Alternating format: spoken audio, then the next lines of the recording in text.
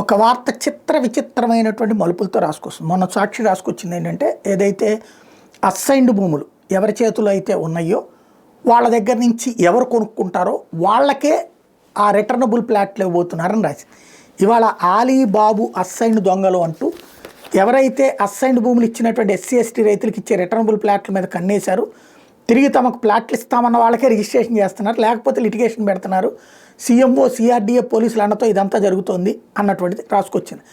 రాజధాని అమరావతిలో ప్రభుత్వ పెద్దలు మరో భారీ భూదోపిడీకి తెరబడ్డారు.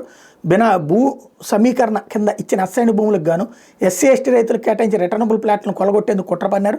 ముఖ్యమంత్రి చంద్రబాబు కార్యాలయం ప్రత్యక్ష పర్యవేక్షణలో సిఆర్డీఏ ఉన్నతాధికారులు పోలీసు అధికారులను అడ్డం పెట్టుకుని ఈ దందాన్ని దర్జాగా నడిపిస్తున్నారు. బడుగు రైతుల ప్లాట్లను తమ పేరిట రిజిస్ట్రేషన్ చేయించుకుంటున్నారు.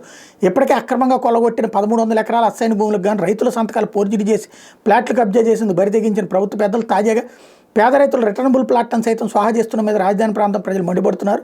రాజధాని నిర్మాణం కోసం భూ సమీకరణ కింద తమ అసైన్డ్ భూములు ఇచ్చిన ఎస్సీ ఎస్టీ బీసీ పేద రైతులకు ప్రతిగా అభివృద్ధి చేసిన వాణిజ్య నివాస ప్లాట్లను సిఆర్డీఏ కేటాయించాలి. ఆ మేరకు అసైన్డ్ రైతుల పేర్లతో సిఆర్డీఏ వద్ద పెద్ద జాబితా పెండింగ్లో ఉంది. ప్రస్తుతం రాజధాని ప్రాంతంలో కొన్ని భవన నిర్మాణాలకు సిఆర్డీఏ సన్నాహాలు చేస్తున్నదని టీడీపీ పెద్దల కన్నా ఆ ప్లాట్ల మీద పడింది.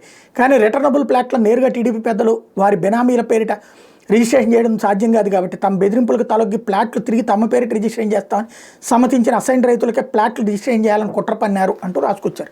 ఆల్రెడీ వాళ్ళు అమ్మేసుకున్నప్పుడు సరే తక్కువ కమ్మారా ఎక్కువ కమ్మారా అదంతా పెద్దది నడిచింది. గతంలో కూడా అనేక విమర్శలు చేశారు. ఫైనల్గా వాళ్ళే ఆ ప్రాంతంలోనే ప్రజలు వాళ్ళకే ఓటేశారు. దారుణంగా వైఎస్ఆర్ కాంగ్రెస్ పార్టీ ఓటమి పాలైంది. అట్లాంటప్పుడు ఇంకా ఆ ప్రజలకు సంబంధించి వాళ్ళు ఏం కోరుకున్నది అది జరిగినప్పుడు ఇంకా వార్తలు అవసరమా సాక్షిలో అన్నది ఆలోచించుకోవాలి.